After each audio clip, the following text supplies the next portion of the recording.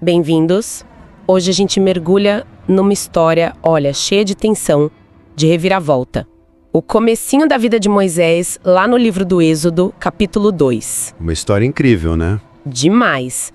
Começa com um nascimento super arriscado, aí tem um resgate que ninguém esperava e termina com uma fuga que muda tudo. É isso aí. Nossa fonte principal é o texto bíblico mesmo, Êxodo 2, versículos 1 a 25.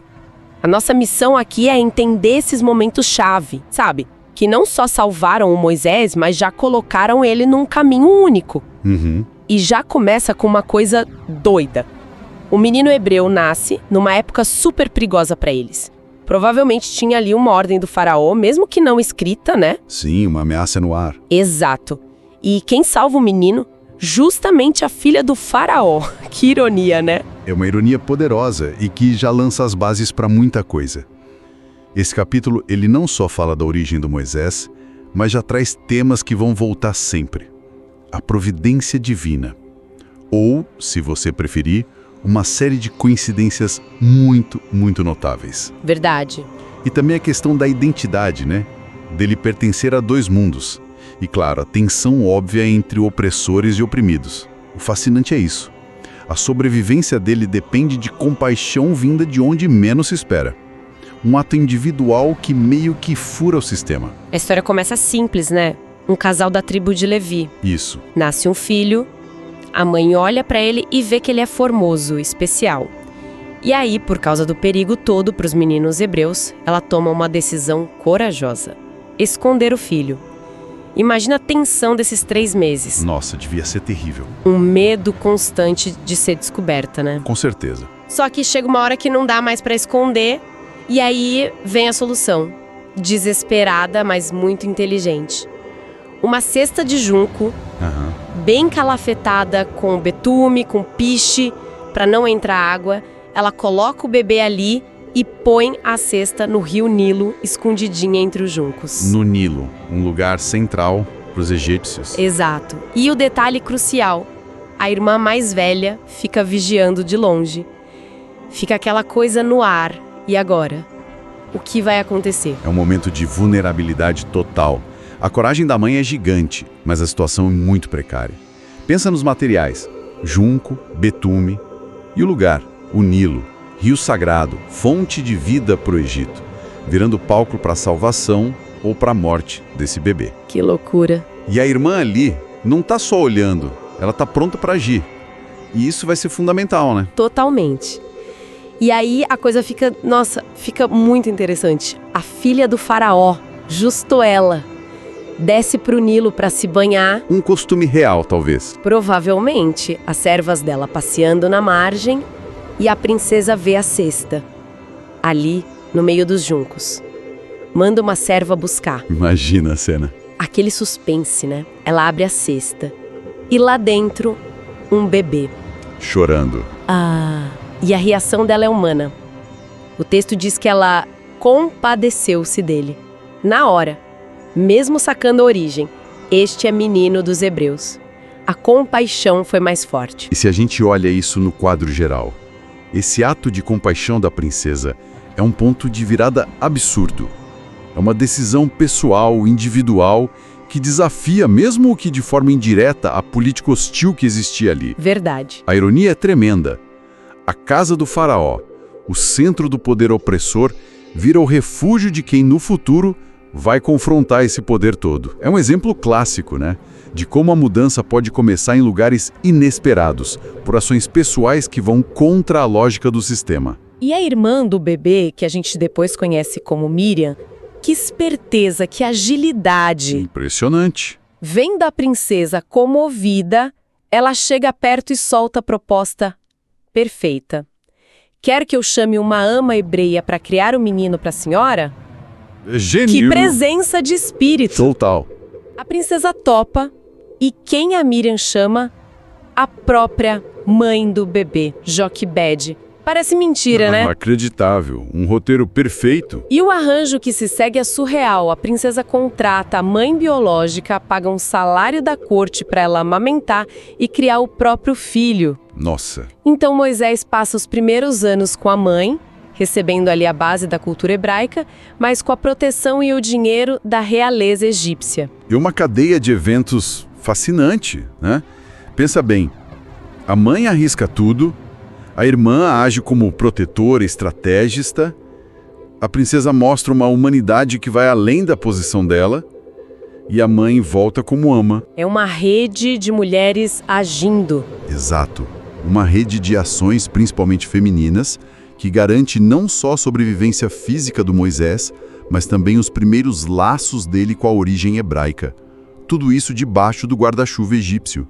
Mostra como a história muitas vezes é feita por essas ações de coragem, compaixão, inteligência, longe do poder formal masculino. E aí essa primeira fase se encerra quando o menino já está maiorzinho. A mãe cumpre o combinado e o entrega para a filha do faraó. O momento da separação deve ter sido duro também. Imagino. A princesa o adota oficialmente como filho e dá o nome de Moisés. O texto até explica: "Por que das águas o tirei?" O nome dele vira um lembrete constante desse começo de vida milagroso. Um nome que carrega a própria história. Exato. Agora, a gente dá um salto no tempo. Moisés já é adulto, criado como príncipe egípcio com toda a educação, privilégios. Uma vida completamente diferente da origem dele. Sim. Mas algo ainda o liga às raízes. O texto diz que ele saiu a seus irmãos hebreus. Ele vai ver de perto o trabalho pesado, a dureza da vida deles. Ele não esqueceu quem era. Não. E aí que ele vê uma cena brutal. Um feitor egípcio espancando um hebreu. A reação do Moisés é, imediata e violenta. Ele olha para os lados, vê que não tem ninguém, mata o egípcio e esconde o corpo na areia. Nossa. Uma atitude extrema. Muito. Um ato impulsivo, talvez de raiva acumulada. Mostra que ele se identifica com os hebreus, mas a solução é violenta, escondida. Isso já cheira problema. É um momento psicologicamente muito complexo, criado lá no topo do poder egípcio, mas ele se vê ligado aos hebreus como irmãos. A intervenção mostra um senso de justiça, ou pelo menos lealdade, mas o jeito que ele faz, matar e esconder, é complicado eticamente. É impulsivo. E perigoso. E a necessidade de esconder mostra medo, né? Talvez ele mesmo não tivesse certeza se aquilo era certo ou como seria visto. Levanta a questão: que tipo de justiça é essa, feita com as próprias mãos? E as consequências vêm rápido. No dia seguinte, Moisés sai de novo. Vê outra briga, só que dessa vez entre dois hebreus. Ele tenta intervir, meio que bancando o juiz, sabe? Questiona o agressor. Por que você tá batendo no seu próximo? Tentando colocar ordem. Só que a resposta que ele leva é um balde de água fria. E uma revelação chocante. O hebreu agressor vira para ele e diz: "Quem te colocou como chefe e juiz sobre nós? Você quer me matar como matou o egípcio?" Puxa vida. Acabou o segredo. O ato dele não só é conhecido, como está sendo usado contra ele, e por um do povo que ele, talvez ingenuamente, achou que estava defendendo. Isso mostra como a posição dele era frágil, ambígua. Na hora, o medo do Moisés se confirma. Ele pensa: com certeza descobriram. A rejeição ou a desconfiança vem do próprio grupo, com quem ele tentou se aliar. Que situação! Mostra que essa identidade dividida o deixa num limbo, né? Para os egípcios, ele podia ser traidor. Para os hebreus, ele ainda é um estranho, alguém da corte. A autoridade dele não é reconhecida e a violência dele assusta. Ele não se encaixa em lugar nenhum. E claro, a notícia chega no faraó. Era inevitável. Que agora quer matar Moisés. A vida na corte, a segurança, acabou tudo. A única opção: fugir. A fuga. Ele escapa do Egito, vai para a terra de Midian. Uma região fora do controle egípcio. Talvez ali no Sinai ou no noroeste da Arábia. E onde ele para quando chega? Perto de um poço. Um lugar clássico para encontros, descanso, recomeços nas histórias antigas. É uma virada total na vida dele. De príncipe adotivo para fugitivo, exilado, sem nada. O poço é quase um portal simbólico, né? Fim de uma fase, pausa para respirar, mas também onde algo novo pode começar, longe do Egito. E começa mesmo. Outro encontro importante acontece ali. As 7 filhas de Reuel, sacerdote de Midian, que também é chamado de Jetro em outras partes, chegam para tirar água para o rebanho do pai. 7 filas. Sim. Mas aí chegam outros pastores e, na maior grosseria, tentam expulsar as moças para pegar água primeiro. E o Moisés, mesmo forasteiro, cansado, fugindo, ele não pensa 2 vezes. O instinto dele de proteger. Exato. Ele se levanta, defende as mulheres e ainda ajuda a dar água para o rebanho delas. Mesmo na pior situação, ele age. E as moças voltam para casa mais cedo. O pai estranha. Elas contam: um homem egípcio nos livrou dos pastores e ainda tirou água para a gente e para as ovelhas. Olha a ironia de novo. Ele é identificado como egípcio. Justo a identidade da qual ele estava fugindo. Parece que ela o persegue, né? A aparência, o jeito. É notável, mesmo nessa condição de extrema vulnerabilidade, essa natureza do Moisés de intervir contra a injustiça, de proteger o mais fraco, aparece de novo. Ele age com coragem.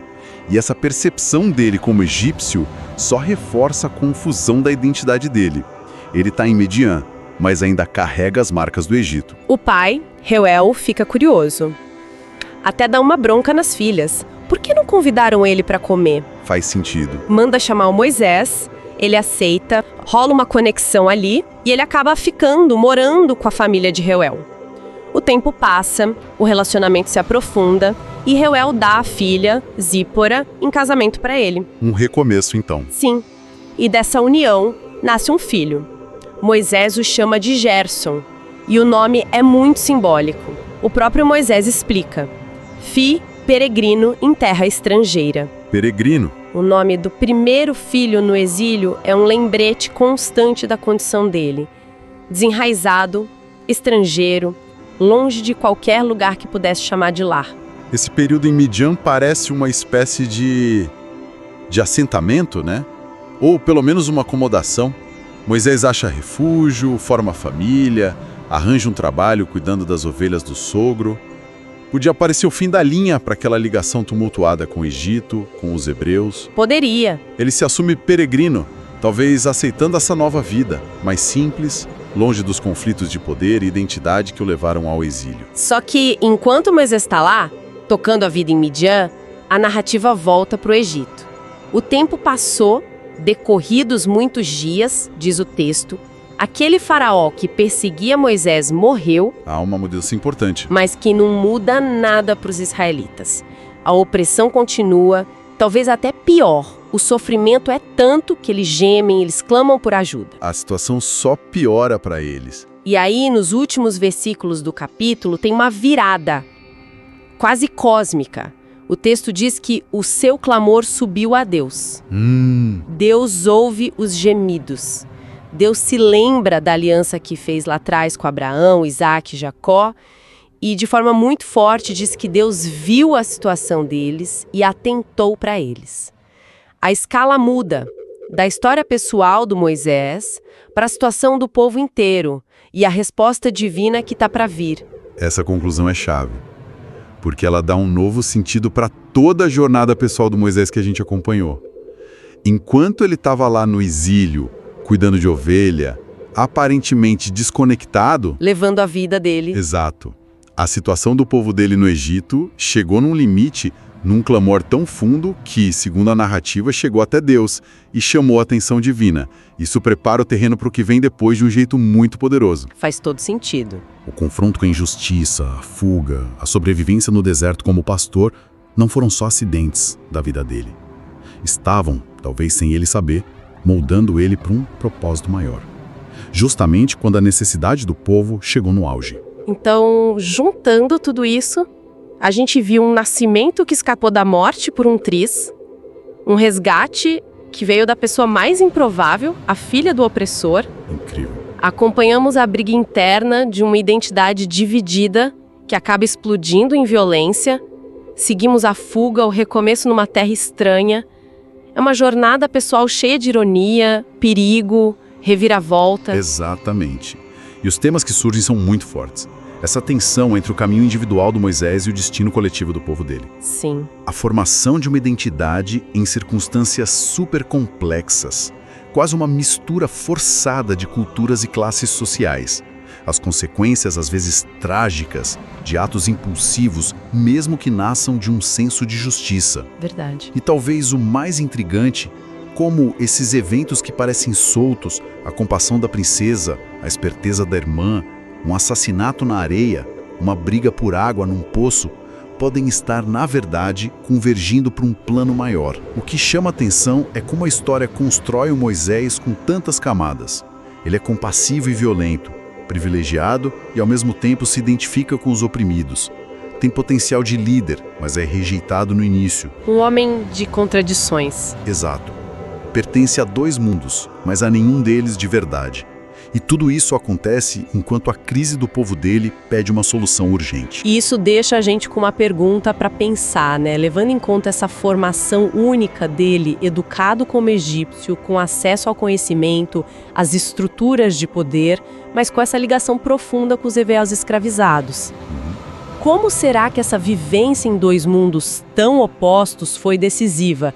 Será que essa dualidade, essa capacidade de ter vivido e entendido os dois lados, o poder e a opressão, foi justamente o que formou o líder capaz de navegar, de confrontar e lá na frente mediar entre essas realidades tão diferentes? Uma ótima pergunta. É uma questão que fica no ar, preparando o terreno para o próximo capítulo que promete ser ainda mais dramático na vida de Moisés e na história de Israel.